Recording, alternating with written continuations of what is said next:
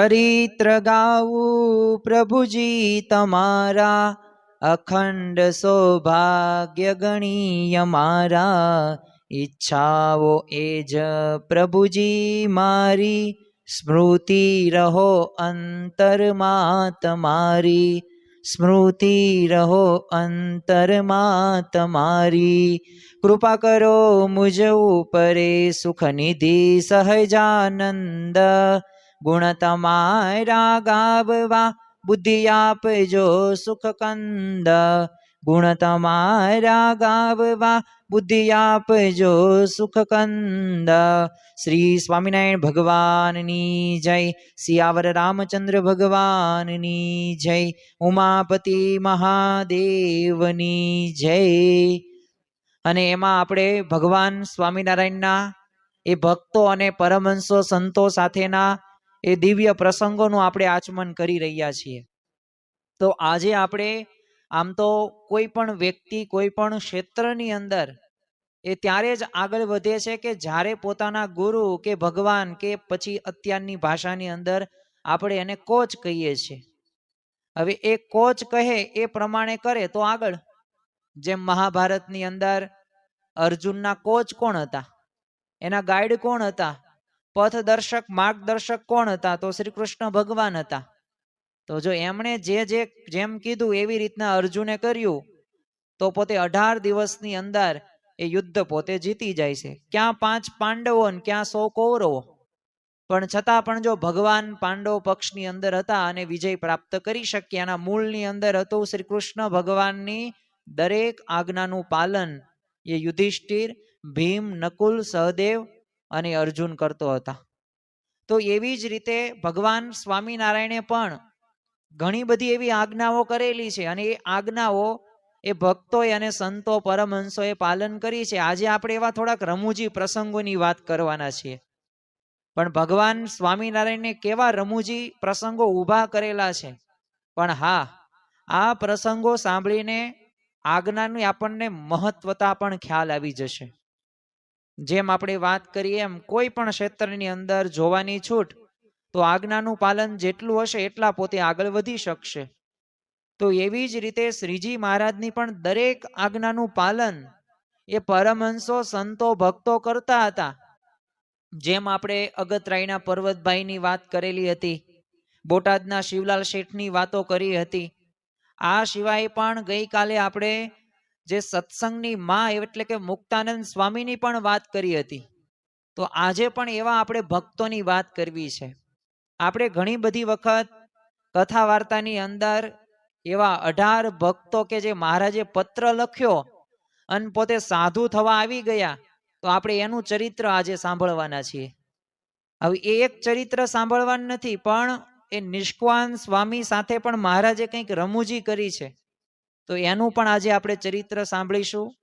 કહેતા કે પ્રસંગો જે મહારાજે એવા ઊભા કરેલા છે અને ખરેખર આ પ્રસંગો સાંભળીને આપણા અંતરની અંદર એક શાંતિનો અનુભવ પણ થશે. કારણ કે ચરિત્રો સાંભળવાથી જ તે મન સ્થિર થાય છે, મન પવિત્ર થાય છે, મન સાચી દિશામાં જાય છે. હવે કચ્છની અંદર મહારાવનું રાજ્ય હતું મહારાજ વખતનું. તો એમાં સુંદરજી સુતાર રાજ્યમાં છે ને પોતે ઊંચો આમ હોદ્દો ધરાવતા, ધનવાન, પોતે સંપત્તિવાન હતા અને સત્તા પણ એમની પાસે હતી. એટલે એવામાં છે ને રાજકુંવરના લગ્નનો પ્રસંગ આવેલો. હવે રાજકુટુંબનો તો કેવો પહેલાના સમયની અંદર રીતિ રિવાજો તમે જુઓ તો આપણને ખ્યાલ આવે કે લગ્ન કરવા માટે વર પોતે ન જાય. અને અત્યારે તો આપણે સારી સારી કાર લઈને જઈએ, પછી કોઈક બગી લઈને જાય અને કોઈક પાછા ઘોડામાં પોતે બેસીને આમ સવારી કરીને જતા હોય. તો પહેલાના સમયની અંદર આવું કંઈ હતું નહીં, વર પોતે ન જાય પણ એનું ખાંડું મોકલવામાં આવે. હવે આપણને પ્રશ્ન થાય ખાંડું એટલે શું? તો ખાંડું એટલે તલવાર. અને કન્યાના લગ્ન એક ખાંડાની સાથે થાય, તલવાર સાથે થાય. તો મહારાવે તો આ સુંદરજીને હુકમ કર્યો કે તમારે આ કુંવરનું ખાંડું લઈને તમારે જવાનું છે. હવે સુંદરજી તો આ રાજકુંવરની જાન લઈને પોતે નીકળ્યા અને રસ્તામાં ગોંડલ આવ્યું. હવે ત્યાં એમને ખબર મળી આ નજીકના ગામની અંદર છે ને શ્રીજી મહારાજ બિરાજમાન છે. હવે આ સુંદરજી સુતાર પોતે શ્રીજી મહારાજના એ અનન્ય પોતે ભક્ત હતા. અને આ સુંદરજી પોતે અસલ તો આમ રામાનંદ સ્વામીના શિષ્ય અને પછી મહારાજના ભક્ત પોતે થયેલા. તો મહારાજ નજીક જ હતા ને એવું જાણીને પોતે દર્શન કરવાથી એવી ઈચ્છાથી એમની પાસે જાય છે. એટલે ઘોડે સવાર થઈને પોતે તો ઉપડ્યા અને એ વખતે રાત પડી ગઈ અને અંધારું થઈ ગયું. એટલે સુંદરજી તો પોતે શ્રીજી મહારાજના ચરણની અંદર પ્રણામ કરીને ઉઠ્યા ત્યારે અંધારાની અંદર હવે મહારાજ એમને ઓળખી ન શક્યા. પણ હવે આપણને પણ ખ્યાલ છે કે મહારાજ તો બધું જાણતા હતા, પણ એક એવું ચરિત્ર કરવું હતું કે જે ચરિત્ર આપણે સાંભળીએ ને તો આપણને પ્રેરણા પણ પ્રાપ્ત થાય. અને મહારાજે આગળનો જો ભગવાન જ્યારે આ પૃથ્વી ઉપર આવે ને ત્યારે મનુષ્ય જેવું દેહ ધારણ કરે છે. આપણે જેમ હાથ પગ 5 જ્ઞાનેન્દ્રિયો 5 કર્મેન્દ્રિયો 11મું મન હોય ને એમ ભગવાનને પણ હોય છે અને મનુષ્ય ચરિત્રો પણ કરે છે. પણ જો એ સાચો ભક્ત હોય ને એ ભગવાનના ચરિત્રોમાં દિવ્ય ભાવ રાખે છે, મનુષ્ય ભાવ દેખાવા દેતો એ નથી. એટલે તરત મહારાજ તો એના અંધારામાં ઓળખી ન શક્યા. એટલે પૂછ્યું કોણ તમે? તો સુંદરજીએ જવાબ આપ્યો હું તો સુંદરજી તમારો દાસ. તો મહારાજે રમૂજની અંદર એક ટકોર કરી દાસનું લક્ષણ શું? તે સુંદરજીએ કીધું માલિક કહે એમ કરવું એ દાસનું લક્ષણ છે. તે મહારાજે કીધું કે બધા એમ કે પણ દાસ થવું સહેલું નથી. અને સુંદરજી કે બીજું તો શું કહું, આજ્ઞા કરી જુઓ ખબર પડી જાય. પાણીનું પાણી, દૂધનું દૂધ. આપણે ઘણી વખત આવી કહેવત બોલતા હોય ને, એટલે આજે તો આપણે જોઈ જ લઈએ કોનામાં કેટલો દમ છે, કોનામાં કેટલી તાકાત છે. અને તરત મહારાજે કીધું તો મૂછ માથું મુંડાવીને સાધુ થઈ જાઓ. અને હુકમ થયો ને એટલી જ વાર સુંદરજીએ તો એ જ ઘડીએ વાળંદને બોલાવ્યો ને ભરાવદાવ થોભિયાન દાઢી મૂછ ને બધું મુંડાવી નાખ્યું અને દરબારી કિંમતી પોશાક ઉતારી નાખ્યો ને ભગવા ધારણ કરી લીધા. તે મહારાજે પાછું નવું નામ આપ્યું આ સુંદરજી સુતારને અને નામ આપ્યું ગોવિંદદાસ. પછી મહારાજે હુકમ કર્યો ગોવિંદદાસ. તો ગોવિંદદાસે હાથ જોડીને કીધું કે બોલો આજ્ઞા કરો મહારાજ. તે મહારાજે કીધું જ્યાં બેઠા છો ને ત્યાંથી ઉઠી સીધા કાશી તેમ જાઓ અને વિશ્વનાથના દર્શન કરી આવો. અને તમારે ઘરે કંઈ લેવા જવાનું નથી અને કોઈને કહેવાય રોકાવાનું નથી અને વાહને વાપરવાનું નથી. પગે ચાલીને તમારે જવાનું છે. અને જો ડોકમાં જો સોનાની કંઠી છે ને એ વેચીને રસ્તામાં પેટ ભરજો. જાઓ અમારી આજ્ઞા છે. સામે ઓલા ગોવિંદદાસ એટલે કે સુંદરજી સુતાર પોતે કે જેવી આજ્ઞા. અને એમ કહીને મહારાજને પગે લાગ્યા અને આડું અવળું ક્યાંય જોયા વિના પોતે કાશી જવા નીકળી ગયા ગોંડલથી. હવે ગોંડલ ને ક્યાં કાશી, વચમાં 1000 ગાંવનો અંતર હોય પણ ભક્તને એની ખબર નહોતી. જો મહારાજની આજ્ઞા છે ને જવાનું. બસ આ જ વિચાર એમને સતત પોતે થતો હતો.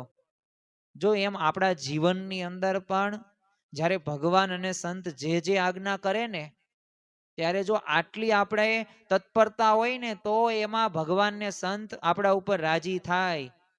પણ જો આપણે બુદ્ધિનું ડહાપણ આપણે લાવીએ કે હવે આ સેવા કરવાથી તો આમ થાય ને તેમ થાય, તો ખરેખર પ્રસન્નતા એ ભગવાન અને સંતની એ ભક્તો ઉપર પડતી નથી.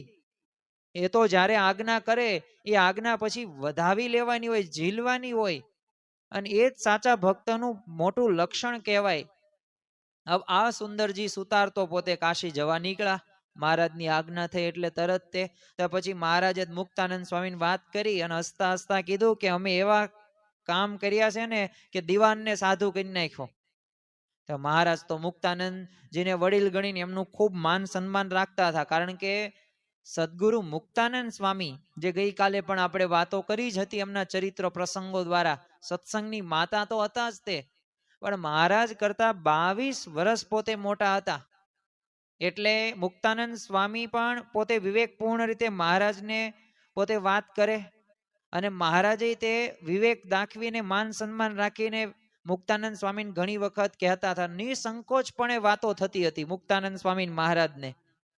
એટલે સુંદરજીને સાધુ બનાવવાની વાત સાંભળીને એમને કીધું મહારાજ આ કઈ તમે બરાબર નથી કર્યું, તમે ભલે હસો છો અને આ તમે કીધું દીવાનને સાધુ કર્યો કારણ કે રાજકુંવરને પરણાવવા નીકળો છે. અને ત્યાં તમે એને સાધુ કરી નાખ્યો તો હવે ભુજમાં આપણા માટે કેવું કહેવાશે? અને કહે છે કે મહારાજ તો જેને તેને બધાને સાધુ બનાવી નાખે છે અને સત્સંગ માટે આ કઈ સારું ન કહેવાય.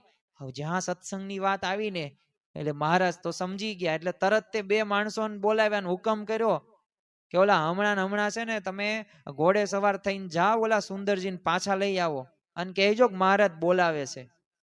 અને મારતે ઘોડે માણસો તો છૂટ્યા, તે બે ગાવ તો સુંદરજીને પકડી પાડ્યા. પછી તો મહારાજની નવી આજ્ઞા સંભળાવી કે હમણાં ને હમણાં પાછા ફરવાનું કીધું છે. જો ભગવાનની આજ્ઞા એટલે આજ્ઞા, એમાં કઈ પણ પ્રકારનો ફેરફાર થવા ન દે, આવા ભક્તો હતા. અને તરત તે સુંદરજી પાછા આવે છે, મહારાજને પગે લાગે છે. તે મહારાજે પૂછ્યું કોણ છે? તો સુંદરજીએ તો બસ હંમેશનો જવાબ એમને ફિક્સ કરી રાખેલો, હું ગોવિંદદાસ, તમારો દાસ. તો મહારાજે ફરી કીધું દાસનું લક્ષણ શું હોય? તો સુંદરજી કે માલિક કહે એમ કરવાનું, એ દાસનું લક્ષણ છે. તો મહારાજે કીધું બધા એમ કે પણ દાસ થવું સહેલું નથી. તો સુંદરજીને થયું કે હજી કઈ પરીક્ષા બાકી રહી ગઈ લાગે છે, એટલે મહારાજ આવું બોલતા હશે. એટલે આપણે પણ હવે પરીક્ષામાં પાસ ઉતરવું છે, આવા વિચાર સાથે પોતે કહી દીધું કરો તો બીજી આજ્ઞા તમતાર. અને તરત મહારાજે કીધું તો આ સાધુન વેશ ઉતારી અને તમે દરબારી પોશાક પહેરી લો અને જાન લઈને નીકળો છો, એ કામ બધું પાર પાડો. તરત તે પોશાક ઉતારીને કીધું જેવી આજ્ઞા મહારાજ તમારી. અને પછી તો મહારાજે તે આ સુંદરજી સુતારની પીઠ થાબડી, ખૂબ ધન્યવાદ પણ આપે છે. હવે જ્યાં ધન્યવાદ ને વખાણ મળે ને માણસને, ત્યાં મદ આવી જાય, અહંકાર આવી જાય. અને એવો સુંદરજી એવા ફૂલાણા, એમને થયું કે આવી કપરી પરિસ્થિતિમાં અને આવી પરીક્ષામાં તો હું જ પાસ થાવ, બીજો કોઈ ન થાય. અને દિલમાં જ્યાં અહંકાર બેઠો, નમ્રતા તો ભાંગી ગઈ, દિન પણ ચૂકી ગયા. એટલે જ તે જો આપણે ખરેખર આપણા જીવનની અંદર જ્યારે સત્સંગમાં આવીએ ને ત્યારે દીન થઈને રહેવાનું છે, દાસત્વ આપણે શીખવાનું છે. અને એ દાસપણા વગર સત્સંગમાં ટકી નહીં શકાય. એ જો હું થશે ને, મારું સન્માન ન થયું, મારું નામ ન બોલાયણું, જો આવી અપેક્ષાઓ હશે ને તો ક્યારેય તે આપણે સુખી નહીં રહી શકીએ. અરે ઘરમાં એ રાખશું ને તો ઘરના સભ્યો પણ આપણને બોલાવશે નહીં, કુટુંબી ને પરિવારજનો પણ આપણી સાથે વ્યવહાર નહીં રાખે. એટલે બધાયનું આપણે સન્માન જાળવવું પડે. એટલે દાસત્વનો ગુણ આપણે શીખવો જ પડે, ગમે તે ક્ષેત્ર ન હોય. એટલે વિવેક ભૂલીને મહારાજની આગળ એને જ બોલી નાખ્યું, મહારાજ આવી પરીક્ષા મારી લીધી એ ભલે લીધી, પણ બીજા કોઈ ન લેતા. તો મહારાજ તો એ વખતે કઈ બોલ્યા નહીં, પણ સુંદરજીના અંતઃકરણની અંદર તો ઓલો અહંકાર હતો, હું હતો, એ તો પોતે ઉદય થઈ ગયો. એ પોતે મહારાજે જોયો.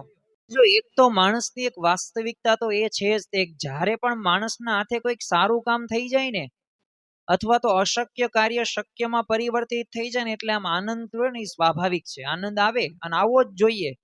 કારણ કે અશક્ય કાર્ય તમે એ કરેલું છે, પણ એમાંથી એવો ભાવ પેદા થાય ને કે હું આ જ કરી શકું, મારી અક્કલથી નથી થાય ને, હું ન હોય ને તો આ કામ થાય જ નહીં. ત્યારે સમજી રાખવાનું કે દિલમાં છે ને ધીમે ધીમે ધીમે એ અહંકાર આવશે. અને એ અહંકાર એક વખત ડોક્યું કર્યું એટલે પૂરું થઈ ગયું. ઓલા આપણે એક વાત ઘણી વખત સાંભળેલી હશે કે એક છે ને અરબી આમ ઊંટ જેવી વાત આપણે ઘણી વખત સાંભળેલી છે, પણ એ ઊંટમાં સિદ્ધાંતની સમજવા જેવું છે. હવે ઊંટનો માલિક છે ને તંબુમાં પોતે આરામથી સૂતો હતો. એટલે ઊંટે કીધું કે મને જરી માથું થોડુંક તંબુમાં રાખવા દો ને. તે આ માલિક દયાળુ હતો, માથું રાખવા દીધું ઊંટને. તે પછી તો માથાની પાછળ ડોક આવી, તે ડોકની પાછળ ધીરે ધીરે આખું ઊંટ તંબુમાં આવી ગયું અને માલિક પાસે હુઈ ગયું. એટલે તંબુના તો માલિક માટે તંબુમાં કઈ જગ્યા કઈ રહી નહીં, સ્વાભાવિક છે. નો એટલું તંબુમાંથી એક બે વ્યક્તિ માન સમય, એમાં ઊંટ આવી જાય કોઈ સમય નહીં. એટલે એને કીધું અરે ઊંટ હવે હું ક્યાં જાઉં? એ ઊંટે શું કીધું, તું બહાર જા, મને અહીંયા આરામ કરવા દે. તો જો અહંકાર આ છે ને ઊંટ જેવો છે, એકવાર મનમાં તંબુમાં અને એક ઘૂસવા મળ્યો ને પછી તો એ તંબુમાં એ રણી ઘણી થઈને બેસવાનો જ છે. અને એવો ધણી થઈને બેસશે ને પછી બહાર આવવાનું નામ જ નહીં લે. અને મહારાજ તો આ બધું સમજતા હતા, એટલે સુંદરજીના તંબુમાં એ અહંકારનો ઉઠતો હતો, એટલે એમણે જોઈ લીધો, પણ ત્યારે કઈ બોલ્યા નહીં. જો ભગવાનના જીવનમાં ધીરજ રહીને એ આપણને બહુ જોવા મળે છે. તેઓ અમુક એક્શન તાત્કાલિક નથી લેતા, સમય આવે ને એની રાહ જોવે છે. એટલે એના ઉપરથી આપણને એ પણ ખ્યાલ આવે. કારણ કે તમે જુઓ કે ભગવાન સ્વામિનારાયણના જીવનમાં તો આપણને ધીરજ જોવા મળે, પણ તમે જો શ્રી કૃષ્ણ ભગવાનના જીવનમાં તે જેલમાં જન્મ થયો, તારે તો બધું બદલાવી શકે, પણ સગી માતા પિતા પાસે એ પોતે રહેતા નથી. તો જો આ એમને ધીરજ રાખી. હવે પાંડવો હતા, તો આ પાંડવોને પણ શ્રી કૃષ્ણ ભગવાને ધીરજ જ આપી. ભીમે તો કીધું કે અન્યાય જ છે, છળ કપટથી જ જીત્યા છીએ, એટલે આપણે યુદ્ધ અત્યારે જ કરી લેવી, અમે વનમાં ન જઈએ. પણ શ્રી કૃષ્ણ ભગવાને શું કીધું, તમે વનમાં જે નિયમ છે ને એ તો કરો, એમાં વિદ્યાભ્યાસ કરો, પછી જો ન મળે ને તમારું અડધું રાજ્ય, તો પછી યુદ્ધ કરવાનો વિચાર કરજો, પણ અત્યારે તો તમારું કામ એ જ છે, વનમાં તમે સમય પસાર કરો. રામ ભગવાન તમે જો, હવે તારે તો પોતે બદલાવી શકે કે મેં ક્યાં વચન દીધું, તમે વચન દીધું તો તમે પૂરું કરો. દશરથ રાજાને કહી શકે, કઈને પણ કહી શકે, પણ ન કીધું. તો જો પરિસ્થિતિમાં પોતે એડજસ્ટ થઈ ગયા, બદલાવાનો કઈ પ્રયત્ન કર્યો નહીં. એમ આપણા જીવનની અંદર તે આપણો પ્રશ્ન ક્યાં છે કે આપણે સામેવાળા વ્યક્તિને સુધારી નાખવો છે, આપણે સામે પરિસ્થિતિને બદલી નાખવીશ, પણ એમ પરિસ્થિતિ, વ્યક્તિ કે સંજોગો ક્યારેય નહીં બદલાય. પણ આપણી મનની સ્થિતિ આપણે બદલી નાખીશું ને તો અવશ્ય શાંતિ સુખ આવશે જ તે. એટલે ધીરજના ગુણો તો આપણને સ્પષ્ટ બધાના જીવનમાંથી આપણને જોવા મળે. એટલે મહારાજ ત્યારે કઈ બોલ્યા નહીં, અને સુંદરજી પોતે ઘોડે સવાર થઈને પાછા ગોંડલ આવ્યા, અને જાનમાં પોતે સામેલ થઈ ગયા, પણ દાઢી મૂછ ને માથું મુંડાવીને આવેલા. એટલે બધાને થયું કે આ શું, કારણ કે સુંદરજી આશાનું સ્થાન સૂતક આવી પડ્યું.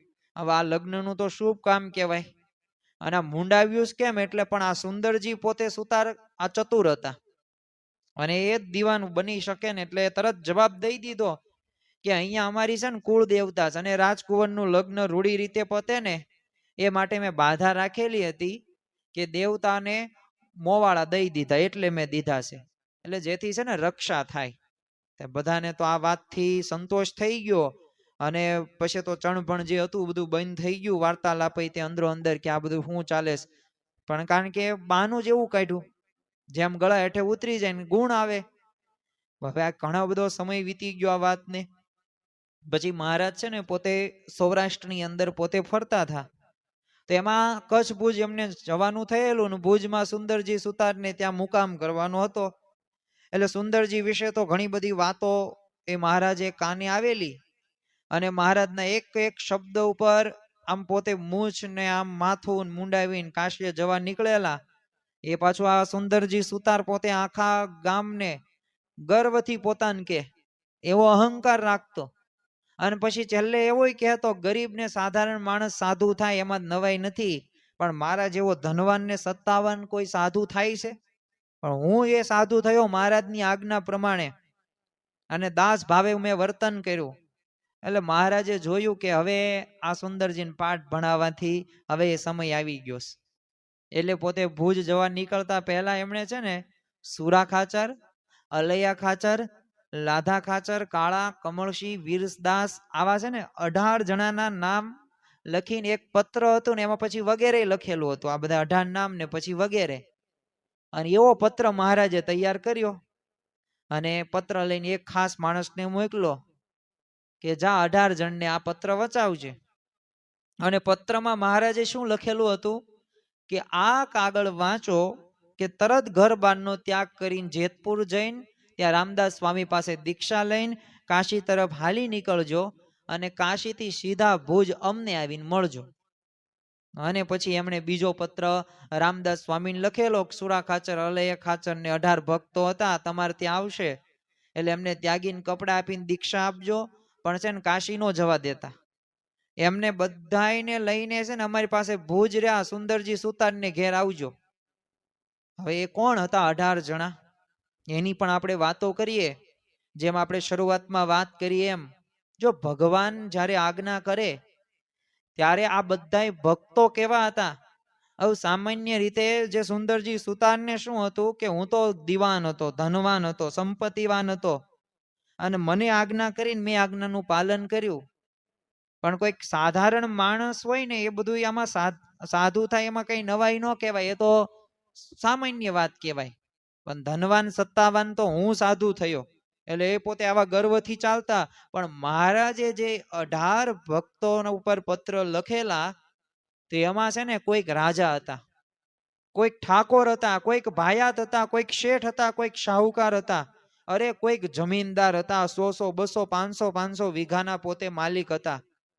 અને મહારાજનો પત્ર લઈને માણસે એકે એક આ 18 જણની પાસે ગયા અને પત્ર એમને વચાવ્યો.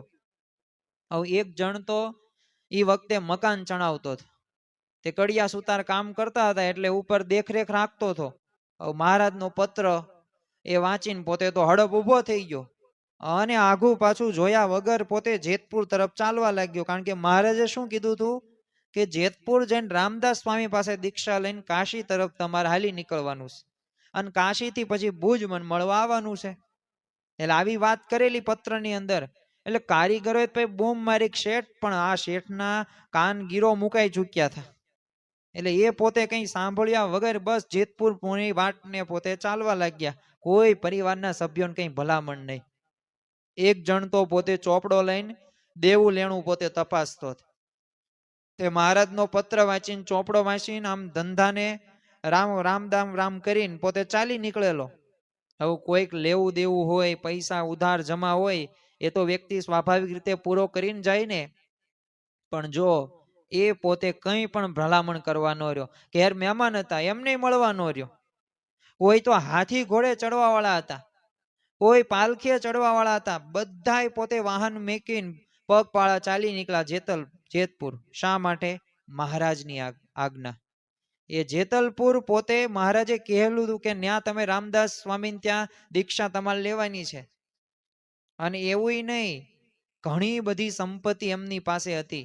અરે ઘણા બધા તો એવા ચાલી નીકળેલા, દરબારો પોતે આમ કહેવાય ને દરબાર છોડીને ચાલ્યા નીકળ્યા. પોતાની પાસે સત્તા આવડત હતું બધુંય. તે એક જણ તો ખેતરમાં જવા નીકળેલો, તે રસ્તામાં છે ને મહારાજનો કાગળ મળ્યો, એટલે ખેતર જવાને બદલે પોતે જેતલપુર પોતે ભણી વળી ગયો. તે ઘેર સમાચાર કહેવાય રહ્યો નહીં. હવે એક જણ તો પોતે વરાજા બનીને ઘોડે ચડીને પરણવા જતો અને જાનમાં એના મામા હતા. હવે મામાને મહારાજનો પત્ર મળ્યો, કારણ કે મામાનું નામ લખેલું હતું. એટલે વરરાજાએ પત્રમાં ડોક્યું કર્યું. તે મામાએ ત્યાંથી જેતપુરની વાટ લીધી. વરરાજો હતો પોતે ચોરી મંડપમાં ઉભેલો હતો, તો એ તે પોતે ઘોડા પરથી ઉતરીને જેતલપુર જવા નીકળો. તે મામાએ કીધું ભાણિયાને, મહારાજના પત્રમાં મારું નામ છે, આમાં તારું નામ ક્યાં છે? તે વરરાજાએ કીધું નથી. કેમ? આ 18 નામ લખ્યા પછી જો મહારાજે શું લખ્યું? વગેરે લખ્યું છે. તો વગેરે એટલે કોણ? તો હું છું. અને 18 ને બોલાવવાના હોત તો મહારાજે વગેરે શું કામ લખે? 18 જ બોલાવે તો ખાલી 18 ના નામ, તો આ વગેરે ન લખે. અને પોતે ચાલી નીકળ્યો. વિચાર તો કરો, જેના લગ્ન છે અને છતાં પોતે એ મહારાજની આજ્ઞા પાળવામાં કેટલી તત્પરતા. અને મહારાજે 18 ની આજ્ઞા કરી, પણ જો 19 જણા જેતલપુર પહોંચ્યા અને રામદાસ સ્વામીએ 19 ને તે ભગવા પહેરાવી દીધા.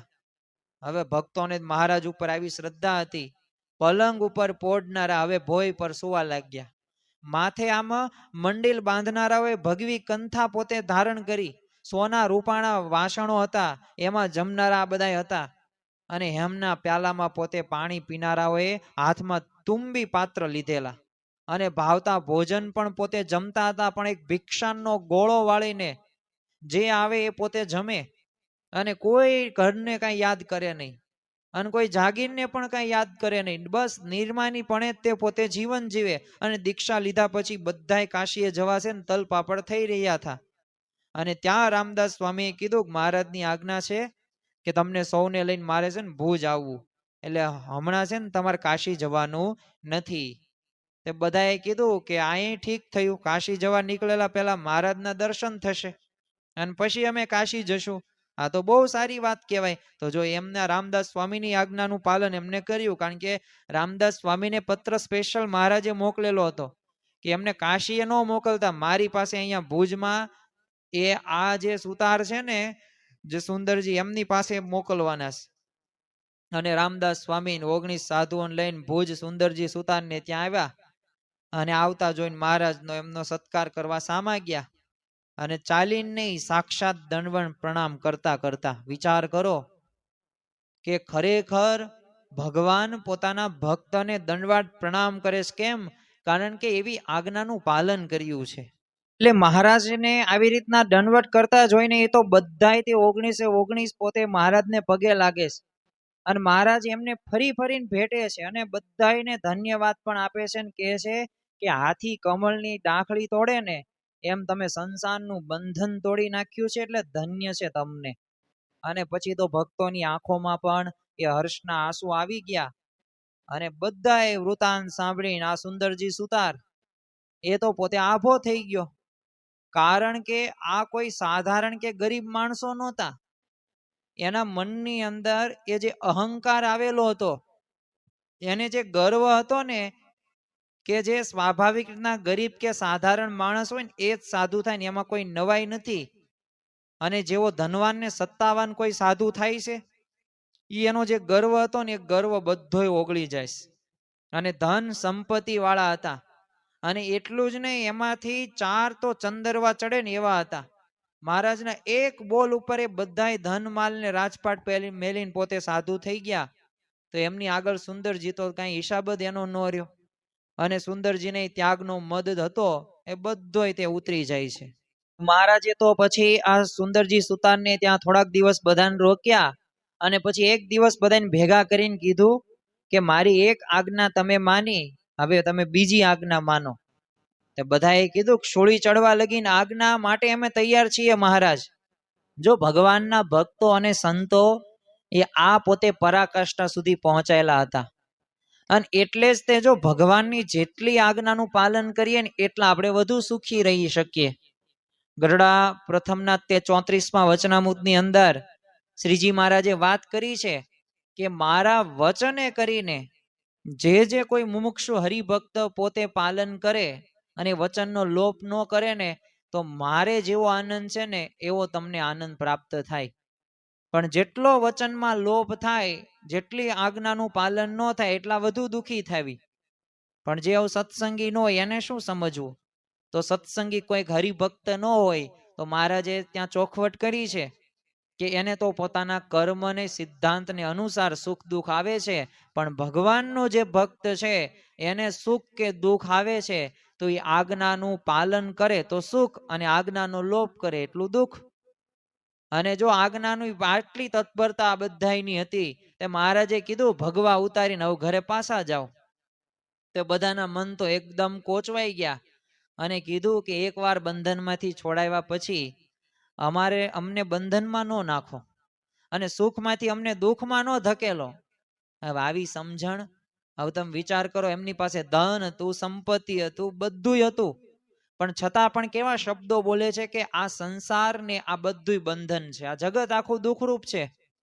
અને ખરેખર ઊંટના પેસણા જેવી આ સંસારની એક વાસ્તવિકતા છે કે જેમાં સુખ કે દુઃખ, એ જય કે પરાજય, સફળતા કે નિષ્ફળતા, ક્યારેક સુખ તો ક્યારેક દુઃખ, ક્યારેક બહુ આનંદમાં હોય તો ક્યારેક એટલા બધા ડિપ્રેશનમાં આપણે વહી જઈએ કે ન પૂછો વાત. એટલે જેમ તડકો ને છાયો, જેમ એક જીવનનો એક ભાગ છે ને વાતાવરણનો, એવી જ રીતે આ સુખ અને દુઃખ એ ભાગ છે.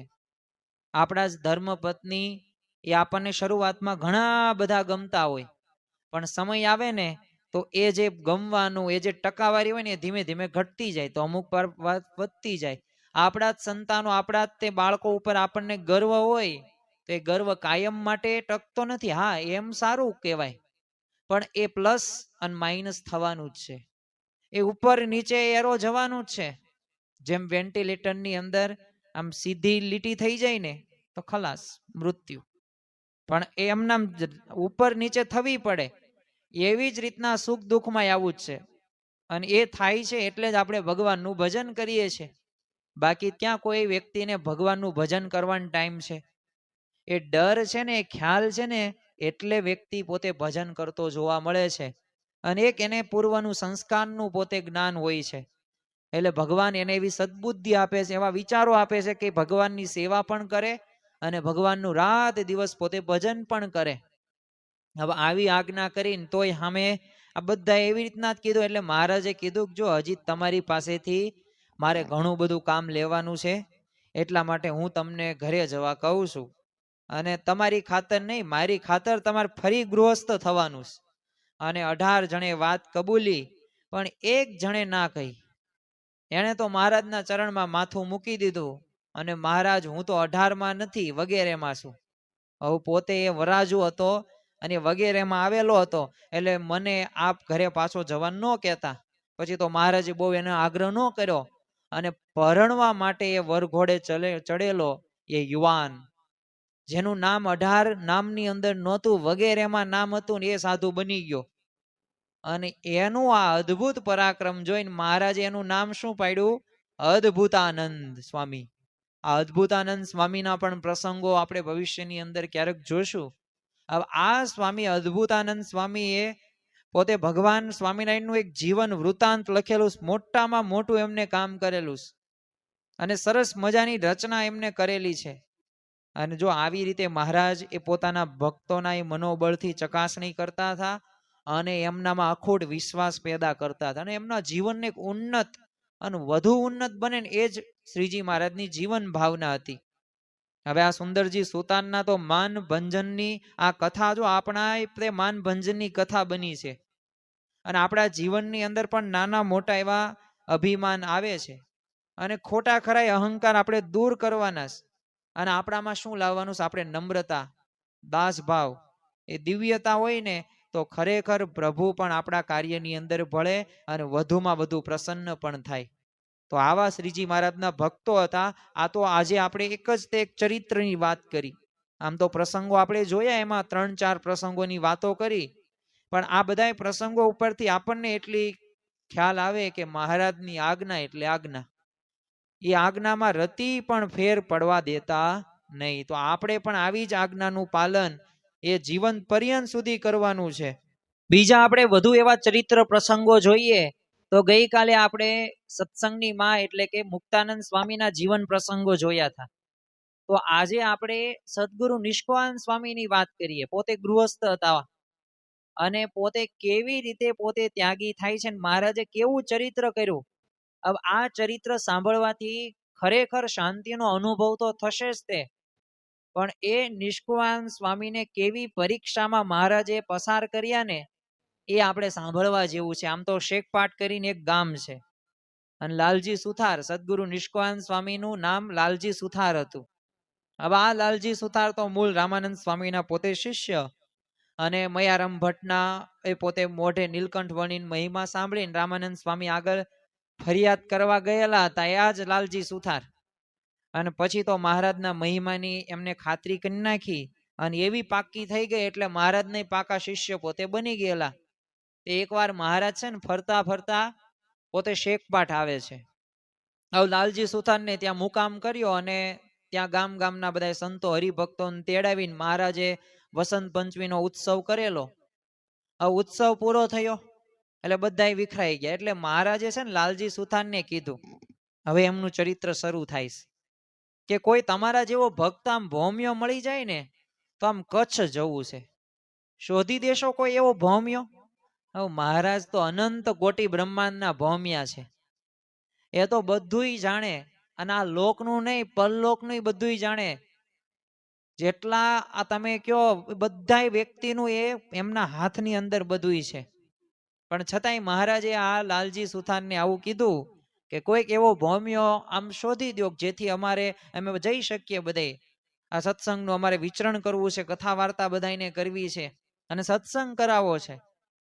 એટલે લાલજી સુથારની આમ તો સાસરી ક્યાં હતી?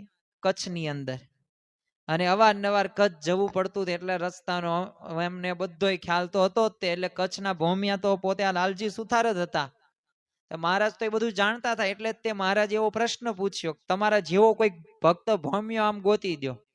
તો લાલજી સુથારના મનમાં થયું, વાહ, મારા જેવો ભક્ત ભૌમ્યો જોઈતો હોય તો હું શું ખોટો છું? તે મહારાજે કીધું તો તમે તે ભૌમ્યા તો કઈ બીજો ભૌમ્યો આપણે ગોતવા જવું નથી, તો તમે તૈયાર થશો કે નહીં થાવ? આવશો ને પાછા? તો લાલજી સુથાર કે એમાં પૂછવાનું થોડું હોય, અને તમારે મારી જેવો ભક્ત ભૌમ્યો તો હું તો છું જ તે, હું તૈયાર છું તમતાર, અને મને સેવા કરવાનો લાભ મળશે. અને એ કચ્છનો રસ્તો નિર્જન રણનો, રસ્તામાં નો ખાવાનું મળે, નો પીવાનું મળે, અને પાછું ચોર લૂંટારાય નહીં બીકું. એટલે લાલજી સુથારે સાથે ભાતું લીધેલું અને પાણી ભરેલી એક બતક લીધી અને એક વેને વખતે કામ લાગે એમ સમજી થોડાક પૈસા એ કોરી લીધેલા અને ચોર લૂંટારીને બીકે તો આમ પૈસા તો એમને જોડાની અંદર નાખી દીધા અને મહારાજે આ બધા વિશે એમને કઈ વાત કરી નહીં અને લાલજી સુથાર તો પોતે મહારાજના ભોમિયા બનીને પોતે કચ્છ તરફ ચાલી નીકળેલા. તો મનમાં ને મનમાં છે ને આમ મૂછો આંબળે કે હું મહારાજનો ભોમિયો છું, હું એમને દોરી જાઉં છું. મેં ભાથું લીધું છે તો મહારાજ ખાશે, મેં પાણી લીધું છે તો મહારાજ પાણી પીશે, મેં પૈસા લીધા છે તો મહારાજને એ ખપ લાગશે અને મહારાજને બધી સગવડતા હું સાચવી લઈશ. અને મનમાં આવા વિચાર સાથે મલકાય અને પ્રસન્ન થતા થતા લાલજી સુથાર અને શ્રીજી મહારાજ પોતે કચ્છની વટે જાય છે અને રસ્તામાં એક ભિખારી મળે છે. જો મહારાજે ચરિત્ર હવે શરૂ કર્યા.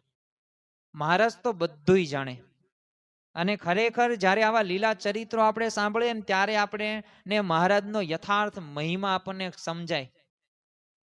આપણા જીવનની અંદર સત્સંગની આપણને અસ્મિતા ગર્વ નથી ને એના મૂળની અંદર શું છે, આપણી પાસે એવા પ્રસંગો આપણને ખ્યાલ નથી હોતા કે જેથી આમ ખુમારી આવે.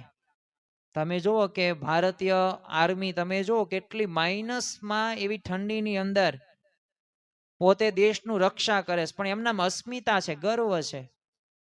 તમે જો ભારતના ઇતિહાસમાં થોડુંક આપણે ડોક્યુ મારીએ, આપણે ઇતિહાસ નથી કહેતા પણ ટૂંકમાં વાત કરીએ જેથી આપણને ખ્યાલ આવે કે આ ચરિત્રો રહ્યા ને કોઈ સામાન્ય વાત નથી. આ ચરિત્રોથી કેવો મહિમા જાગે છે ને એ આપણને એનો મહિમા સમજાય એટલે આપણે થોડીક વાત કરીએ છીએ. ચંદ્રશેખર આઝાદ તમે જુઓ, પોતે ભગતસિંહ તમે જુઓ, રાજગુરુ જુઓ, સુખદેવ જુઓ, જવાહરલાલ નહેરુ, આમ સ્વાભાવિક રીતના આ બધાય તે એવા સ્વાતંત્ર્ય સેનાનીઓ છે. સરદાર વલ્લભભાઈ પટેલ, ગાંધીજી, ઘણા બધા છે. આમ તો કહેવાય ને જેમ આપણે ઉખાણું એક કહીએ, ગણે ગણાય નહીં, વીણે વીણાય નહીં, છાબડીમ સમાય નહીં. બોલો શું જવાબ આવે? તો તારાઓ. એમ ભારતના એ સ્વાતંત્ર્ય થયું ને એની પાછળ ઘણા બધાઓ એ પોતે જવાબદાર છે અને એમને પોતે અને સુભાષચંદ્ર બોઝ પણ તુમ મુझे खून दो मैं तुम्हें आजादी दूंगा. કાગડા કૂતરાને મોતે મરીશ પણ સ્વરાજ લઈને જ જંપીશ. આવા વાક્યો કરે ગે યા મરે ગે ગાંધીજીએ આપ્યું આવું વાક્ય. અને ખરેખર પોતે જેલમાં રહેતા એવી કેવી એમને ખુમારી હતી. ભગતસિંહનો એક ટૂંકો આપણે પ્રસંગ જોઈએ જેથી ખબર પડે કે જો આવા પ્રસંગો ખબર હોય તો ચરિત્રો હોય તો કેવી અસ્મિતા આવે. હવે આ ભગતસિંહ પોતે નાના હતા, જલિયાવાલા બાગનો હત્યાકાંડ થયેલો. જનરલ ડાયર કે જેણે અંધાધૂંધ ફાયરિંગનો આદેશ આપેલો હતો પંજાબની અંદર. આ જલિયાવાલા બાગ હત્યાકાંડ એ જગ્યા છે આજે પણ આપણને જોવા મળે. ત્યાં બધી દિવાલમાં બધી ગોળીઓ જ તે નિશાન જ તે, અને ત્યાં કુવામાં લોકો જીવવા માટે પોતે કુવામાં પડતા ને ઘણા બધા ત્યારે મૃત્યુ પામેલા, કારણ કે ફાયરિંગ જ કર્યું. કોઈ સભા હતી એક સામાન્ય. હવે ત્યારે આ ભગતસિંહને ખબર પડી ગઈ. હવે આ પૂરું થયું અને પછી અડધી રાતે પોતે જાય છે, એક બોટલ લઈને જાય છે અને એ જે જમીન હતી ને એ પણ કેવી થઈ ગઈ, લાલ થઈ ગઈ. એની અંદર નાખી રેતી અને દરરોજ જોવે. એક વખત તો આ ભગતસિંહે પોતે એક બંદૂક હતી ને એ પોતે જમીનમાં દાટતા. એના પિતા એની પાસે આવે છે કે શું કરેસ તું આ? એ કે હું આ છે ને જમીનમાં વાવું છું. એ કેમ? એ કે આનું પછી એક મોટું વૃક્ષ થશે, પછી વૃક્ષમાં કેમ ફળો આવે, એમાં બંદૂકમાંથી વૃક્ષ થશે ને એમાં બધી બંદૂકો આવશે ને પછી હું સ્વાતંત્ર્ય સેનાઓને બધાને આપીશ. આવી ખુમારી હતી. જો આવા પ્રસંગો સાંભળીએ ને ત્યારે આપણને ખ્યાલ આવે. એમ આ શ્રીજી મહારાજના સંતો પરમહંસો એમને જે ખુમારી આપણને ખ્યાલ આવે કે મહારાજે આવા ચરિત્રો કરાવ્યા છે. પણ એ શા માટે? કારણ કે ચરિત્રો ઉપરથી આપણે સાંભળીએ ને તો આપણામાં પણ એવું બળ આવે ને દેવત્ય આવે અને આજ્ઞાનું પાલન કરવાનું મન થાય. એટલે પ્રસન્ન થતા હતા. આપણે વાત કરતા હતા આ લાલજી સુથારની મનમાં પ્રસન્ન હતા, બધી પ્રકારની સગવડતા આપણે મહારાજની સાચવી લેશું. હવે લાલજી સુથાર તો કચ્છની વાટે ચાલ્યા જાય ને રસ્તામાં ભિખારી આવ્યો. હવે એને પેટનો ખાડો દેખાડીને મહારાજ પાસે ખાવાનું માંગ્યું. તે મહારાજ તો સૌના પેટના ખાડો પૂરનારા. હાથીને મણ, કીડીને કણ એ ભગવાન જ આપે. અને એમને ના કેમ કહેવાય એટલે લાલજી સુથારને કીધું ભાતું બધું દઈ દો આને, બાપડો ખાશે ને ખુશ થશે. અને મહારાજની આજ્ઞા માથે ચડાવી જ પડે. તો લાલજી સુથારે મહારાજ માટે રાખેલું બધું ભાતું હતું એ ભિખારીને દઈ દીધું ને ભિખારી તો રાજી થઈને ચાલી ગયો. ત્યાં આગળ નીકળ્યા તો ચોર લૂંટારા આવ્યા. જો મહારાજે બધું તે ફિટ કરેલું જ હતું, આખું આયોજન. તો મહારાજની પાસેથી તેને કઈ મળ્યું નહીં. ત્યારે કીધું કે આ તો સાધુ છે, સાધુની પાસે શું હોય, પણ આની પાસે કઈ હોવું જ જોઈએ. અને એમ સમજીને લાલજીને રોક્યો અને ખિસ્સા તપાસ્યા, પણ ખિસ્સામાં કઈ મળ્યું નહીં. એટલે ચોરે કીધું કે સાવ મુફલીસ છે, આ તો મફતિયો. અને આ સાંભળીને મહારાજે હસીને કીધું ચોર લૂંટાર કે તમે કાચા ચોર છો, તમને લૂંટતા નથી આવડતું. ચોર કે પણ આની પાસે કઈ છે જ નહીં, એમાં બધું ચેક કરી નાખ્યું. મહારાજ કે જો તમે જોડા એને પહેરાશ. તો ચોર કે હા, ઈ તપાસો તો. અને ચોરોએ તો લાલજીના જોડા હતા એ કઢાવ્યા ને એમ પૈસા નીકળ્યા અને ચોરોએ લઈ લીધા. લાલજી પાસે કઈ રહ્યું નહીં, માત્ર ને માત્ર પાણીની બતક રહી એક. હવે પણ ધન ગયું. હવે લાલજીને કઈ હરખ શોખ હતો નહીં. મહારાજ માટે થોડા ફદિયા લીધા હતા, તો મહારાજ એનો ઉપયોગ કરવાનો હતો, મહારાજ ચોરને આપી દીધા. એટલે હવે કઈ હરખ શોખ કરવાનો કઈ પ્રશ્ન જ નહોતો. તો લાલજી હસીને કીધું મહારાજ ખાવાનું ભિખારીને દઈ દીધું, પૈસા ચોરને દઈ દીધા, હવે આપને માટે ભોજનની જોગવાઈ કેમ કરીને થશે. તો મહારાજ તો કઈ બોલ્યા નહીં, પણ મહારાજ તો ખાલી હસ્યા. કારણ કે મહારાજ તો ચરિત્ર કરતા અને હશે જ ને. વિશ્વના સમસ્તના ભોજનની ચિંતા કરનારા એ શું ખાશે એની લાલજી સુથાર ચિંતા કરતો હતો. એ હસવા જેવી વાત ન કહેવાય. અને રણમાં પછી આગળ ચાલે છે ને ત્યાં જ તે એક પ્રવાસીનો ભેટો થઈ જાય છે અને એમને વાત કરી કે તરસે મારો જીવ જાય છે, મને પાણી આપો, પાણી આપો. તો મહારાજે લાલજીને કીધું કે દો આને પાણી.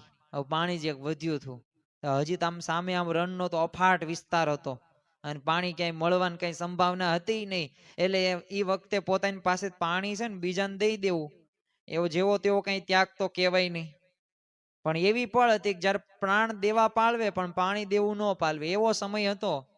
પણ ભક્તોને જો મહારાજની આજ્ઞા પણ ટીકા ટિપ્પણ કરવાની ટેવ નહોતી. આપણે તો તરત પૂછી લઈએ કે આમ કેમ, આવી રીતના કેમ, આમ જ હોય.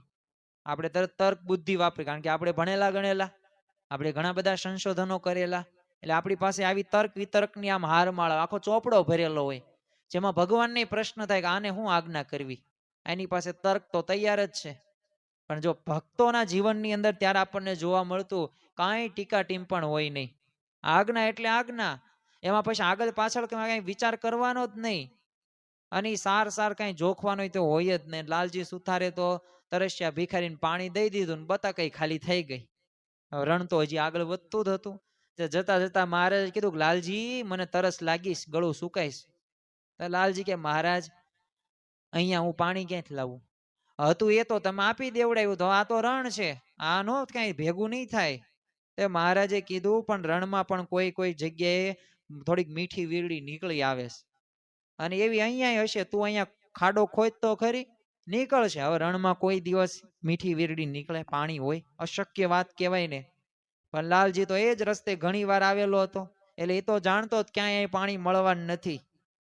અને હશે તો કેવું પાણી હોય, ખારું પાણી હશે. પણ મહારાજની આજ્ઞા હતી એટલે જે જગ્યાએ મહારાજે કીધું એ જગ્યાએ આ લાલજી સુતાર પોતે ખોદવા લાગ્યો. અને થોડુંક જ્યાં ખોદ્યું ને પાણીની પોતે સરવાણી ફૂટી અને લાલજી સુથારે પાણી ચાખ્યું. મનમાં વિચારતો ખારું પાણી થશે અને પાણી તો મીઠું નીકળ્યું. પછી મહારાજને પાયું ને પછી પોતે પીધું. પછી હજી આગળ જાય છે, વાત પૂરી થતી નથી. હજે તો આ લાલજી સુથારને આપણે નિષ્કાન સ્વામી બનાવવાના છે અને 23-24 ગ્રંથો આપણે, પણ આપણે આખું ચરિત્ર નથી કરવાના આજે. પણ ખરેખર આગળ ચાલી જાય છે ને લાલજી સુથાર આમ જાણી જોઈને પાછળ રહી ગયા અને મનમાં છે ને ઓલા મીઠા પાણી આમ ગળ કઈ બેહતી નહોતી, કારણ કે રણમાં મીઠું પાણી હોય જ નહીં. એટલે પાછા ફરીને ફરી એનું આમ પાણી ચાખીને જોયું ને તો આ ખારું નીકળ્યું. પેલા મીઠું પાણી પછી ખારું થઈ ગયું. પછી એ સમજી ગયો કે આ બધું મહારાજની કરામત છે, લીલા ચરિત્ર છે. અને પોતે આધોઈ નામે ગામમાં પોતે આવી પહોંચે છે. હવે ગામની ભાગોળ એક ઝાડ હેઠળ પોતે આરામ કરવા બેઠા ને મહારાજ તો આમ જરી આડા થોડાક પડ્યા, ઉઘાડા પગે ચાલવાથી એમના પગમાં છે ને કાંટા બહુ તે ભોંકાયા હતા અને આમ પગ આમ સૂજી ગયા હતા. એટલે કાંટા કાઢવા માટે લાલજીએ છે ને મહારાજના એ પગ પોતાના ખોળામાં લીધા અને છાતી સરસા દાબ્યા. પછી તો કાંટા કાઢતા હતા ને એની નજર પગના ચિહ્નો ઉપર ગઈ અને જોયું કે ધજા જેવું લાગે છે, કમળ છે ને સ્વસ્તિક છે ને અષ્ટકોણ છે. પછી બીજો પગ જોઈ લીધો તો એમાંય ધનુષ દેખાણ્યું, માછલી દેખાણી, પછી બીજનો ચંદ્ર જોયો, કલશય જોયો. એટલે આવા તો ચિહ્નો એને કઈ જોયા નહોતા અને એ કઈ જોશી તો કઈ નહોતો, રેખાશાસ્ત્રી પણ નહોતો. એટલું સમજી ગયો કે આ તો અવતારી પુરુષના પગમાં 16 ચિહ્નો હોવાનું કહે છે ને આ જ છે. અને એને વહાલથી એ પગને માથું અડાડ્યું અને થોડી વાર મહારાજે કીધું કે લાલજી મને હવે ભૂખ લાગી છે. તે લાલજી કે ખાવાનું તો બધું તે તમે આપી દેવડાવ્યું છે અને પૈસા આપી દેવડાવીશ તો હું ખાવાનું ક્યાંથી લાવું? તે મહારાજ કે કેમ ભિક્ષા માગી ન લાવી શકો મારા માટે? અને આ શબ્દો સાંભળીને લાલજી સુથાર તો પોતે ચોક્યો ને કીધું મહારાજ તમે ભલે મને ભિક્ષા માગવાનું કયો પણ બીજા ગમે એ ગામમાં હું ભિક્ષા માગું પણ આ ગામમાં ન માગું. તો મહારાજ કે કેમ આ ગામમાં ન માગો? એક અહીંયા તો મારી સાસરી છે અને મારી બૈરીન છોકરા પણ અહીંયા જ છે હાલમાં, એટલે એ તો થાય નહીં. તો મહારાજ હસીને કે હું ફક્કડ ભિક્ષા મળશે તમને જાવ જાવ તો હારી, આપણે વાંધો નહીં આવે. તો લાલજી કે પણ હું ભિક્ષા માગવા જાવ કેવી રીતના, ઓળખાઈ ન જાવ? તો મહારાજ કે તો તું ન ઓળખાય હું કરી દઉં તો? લાલજી તો ઈ કેવી રીતના મહારાજ? ઓળખાવ તો ખરું જ ને, તમે થોડું મારું રૂપ બદલી નાખો. તો મહારાજ કીધું તને સાધુ બનાવી દઈએ અને મારી પાસે એક આમ છે ને કિમિયો છે અને તરત થઈ જશે. તો લાલજી હસીને કીધું તો કરો કિમિયો તમ તાર. તો મહારાજ એ જ વખતે આમ જાતે કાતર ચલાવી. વિચાર તો કરો, ભગવાન એક ભક્ત છે, આ ભક્તને જાતે કાતર ચલાવીને વાળનું મુંડન કરે છે આ માથાનું. અને એટલું જ નહીં, મૂછો ને માથું બધું મુંડ નાખ્યું અને જૂના લુગડા ઉતરાવીને મહારાજે પોતાનો એક ભગવો જબ્બો હતો એ પહેરાવી દીધો અને સાધુ બનાવી દીધું, નામ આપી દીધું. મહારાજે તો નામકરણ કરી નાખ્યું નિષ્કુળાનંદ. અને રૂપ બદલાયણું અને પછી નામ પણ બદલાવું જોઈએ ને, એટલે તો સ્વાભાવિક ના નિષ્કુળાનંદ એટલે શું, જેનું ક્યાંય કુળ જ નથી, સગું જ નથી, એવું જ નામ આપ્યું. અને મહારાજે કીધું હવે જા ભિક્ષા માગવા અને સસરાને ઘેર જ જાજે પાસ. લાલજી સુતાર કે ભારે કરી પણ હાલો મહારાજની આજ્ઞા છે અને જાઓ. અને હવે હું કઈ નિષ્કુળ થયો છું એટલે હવે કોઈ સગુય નથી ને કોઈ વાલુય નથી, એટલે પોતે સસરાએ ઘેર જાઓ ને ત્યાં ભિક્ષા માગીશ, મહારાજની આજ્ઞાનું પાલન કરીશ. અને પોતે પોતાના સસરાના ઘરે આવે છે અને કે છે ભગવતી ભિક્ષામ દેહી નારાયણ હરે સચ્ચિદાનંદ પ્રભુ. અને આવી ટેલ નાખીને લાલજી સુતાર તો ઉર્ફે નિષ્કુળાનંદ સ્વામી સસરાના ઘરમાં આંગણામાં ઉભા રહ્યા ને આવું પોતે બોલતા. એમના સાસુમાં હતા, ઘરમાં બહાર આવીને દોડ્યા. તે જોઈએ ને તો જમાઈરાજ હતા ને સાધુન વેશમાં હતા. તો તરત પાછા ઘરમાં દોડીને દીકરીને કીધું લાલજી સાધુ થઈ ગયો છે, જાય અને સમજાવીને પાછો લાવ તું. તો લાલજીની પત્ની છે ને એ હોશિયાર, 2 બાળકોને લઈને બહાર આવી અને પતિને સાધુન વેશમાં જોઈને પોતે રડે છે ને રોતા રોતા કેસ આ શું સૂજ્યું તમને, કાઢી નાખો આ વેશ, આ તમારા દીકરા સામું જો, ચિંતા કરો તમે આમની. તો લાલજીએ નીચું જોઈને કીધું પાકો રંગ છે, નહીં ઉતરે. હવે અગ્નિને ઉદય લાગે નહીં ને એમ હવે મને માયા નહીં લાગે. અને અમે તો હવે કુળ તજી નિષ્કુળ થયા છીએ અને તને હું તો કહું છું કે મહારાજનું શરણું લે. અને હું તો અત્યારે જો મહારાજ માટે ભિક્ષા માંગવા આવ્યો છું, એટલે ભિક્ષા આપ તારું કલ્યાણ થશે. અને આ શબ્દોની બાઈ ઉપર સારી અસર થઈ. જો ધર્મ પત્ની એ આવા વિચારવાન હોવા જોઈએ, બુદ્ધિવાન હોવા જોઈએ. સતી હોય પતિવ્રતા સ્ત્રી, એના જીવનની અંદર એ પતિ પ્રત્યેનો પ્રેમ, પતિ પ્રત્યેની નિષ્ઠા રહીને અડગ હોય અને એ પ્રકારની ભાવના સાથે જે જીવવામાં આવે ને પતિ પત્ની, તો જ તે સુખી જીવન જીવી શકે. અને ઘરમાં જઈને સારું ખાવાનું બનાવી લાવી અને અવનત મસ્તકે નિષ્કુળાનંદે ભિક્ષાઈ લીધી ચાલવાનું શરૂ કરી દીધું. અને લાલજી ભિક્ષા લઈને આવ્યો ને મહારાજ એના ઉપર પ્રસન્ન પછી થઈ ગયા. અને ખરેખર આમ તો લાલજીનો સુખનો પાર ન રહ્યો અને ઘણા વખતથી આમ તો એને સાધુ થવું હતું અને એવી ઝંખના હતી. પણ એકવાર તો રામાનંદ સ્વામી ચરણમાં પડીને એને પ્રાર્થના કરેલી હતી કે મને તમે સાધુ બનાવો, પણ ત્યારે સ્વામીએ કહેલું તારો વખત થશે ને ત્યારે બોલાવી લઈશ. અને એ પ્રસંગ આ લાલજી સુથાર એટલે કે નિષ્કુળાનંદ સ્વામીને ત્યારે યાદ આવે છે. અને ત્યારે મહારાજે કીધું કે લાલજી યાદ આવે છે ને ગુરુદેવના શબ્દો, એમણે કીધું હતું ને તારો વખત થશે ત્યારે તને બોલાવી લઈશ. જો આજે એ વખત થયો એટલે મેં તને બોલાવી લીધો.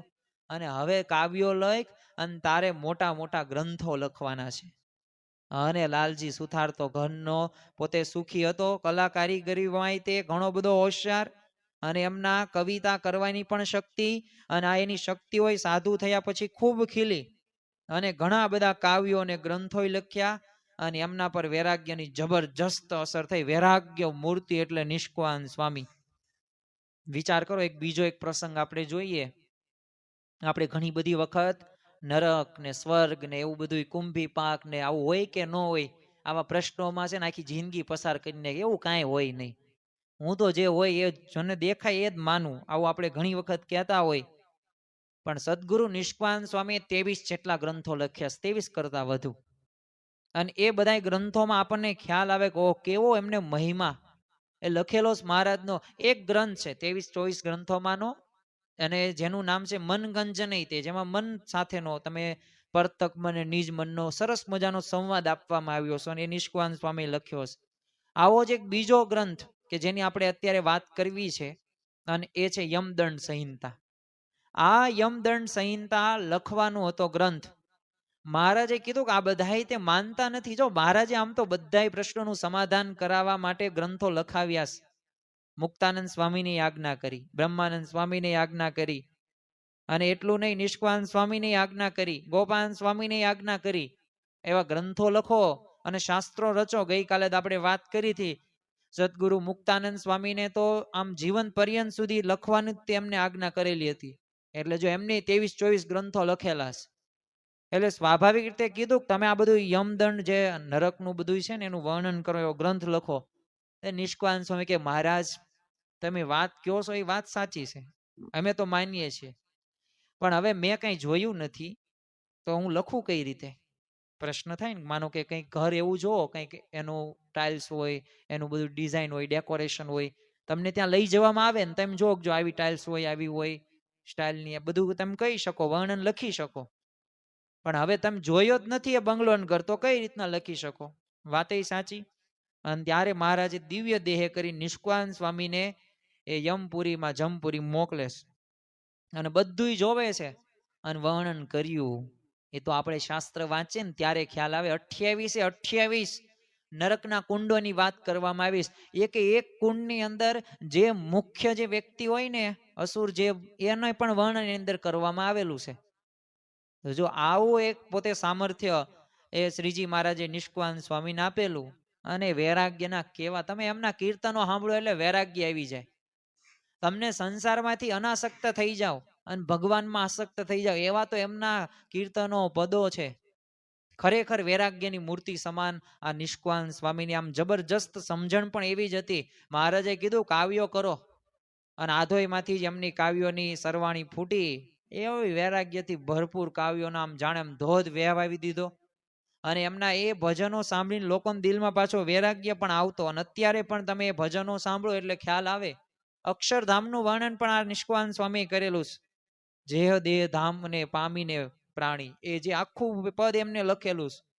અને એટલું જ નહીં, એમને હાથ જોડીને વિનંતી કરી કે હવે બસ કરો, નહીં તો આખું ગામ વૈરાગ્ય થઈ જશે. અને પછી નિષ્કાન સ્વામીએ બધું બંધ કર્યું, સ્ટોપ. પણ નિષ્કાન સ્વામીએ કીધું કે ગામનું એવું નસીબ ક્યાંથી?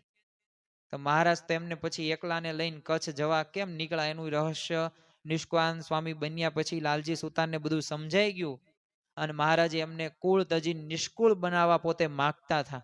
અને મહારાજ કાચા પાકા માલને ઓળખે, જો કાચા માલને પાકો કરે છે ને પાકાને પૂજનીય કરે છે. આવા આપણને ભગવાનની પ્રાપ્તિ થઈ છે. અને ખરેખર આપણા એમને લીલા ચરિત્રો આપણે સાંભળીએ છીએ તો મારા પણ સદભાગ્ય કહેવાય, અહોભાગ્ય કહેવાય કે હું તમને આ ચરિત્રો એ કહું છું. એટલે આપણે સૌ કોઈ સાથે મળીને આ ચરિત્રોના રસાસ્વાદ આપણે માણી રહ્યા છીએ.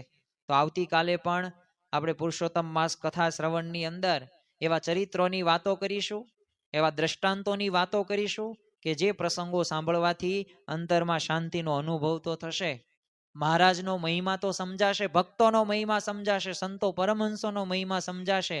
પણ ખરેખર આપણે કેવી રીતે ભક્તિ કરવાની છે, કેવા ભગવાનની પ્રાપ્તિ થઈ છે, કેવા ભક્તોની પ્રાપ્તિ થઈ છે, કેવા સંતોની પ્રાપ્તિ થઈ છે, એ વિશેષ આપણને જાણવા મળે છે.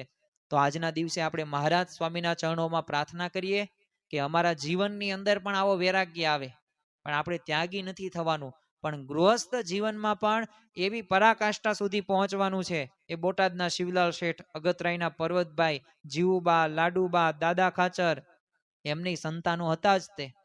તો એમ આપણે પણ ગૃહસ્થ જીવનમાં એવી સ્થિતિ સુધી પહોંચીએ કે અખંડ આનંદ, આનંદ ને આનંદ, અને છેલ્લે મૂળ મુદ્દો એક, ભગવાનની આજ્ઞા, એ જ આપણા માટે સર્વોપરી છે, એ જ મુખ્ય છે, એ જ જીવનનો આધાર છે.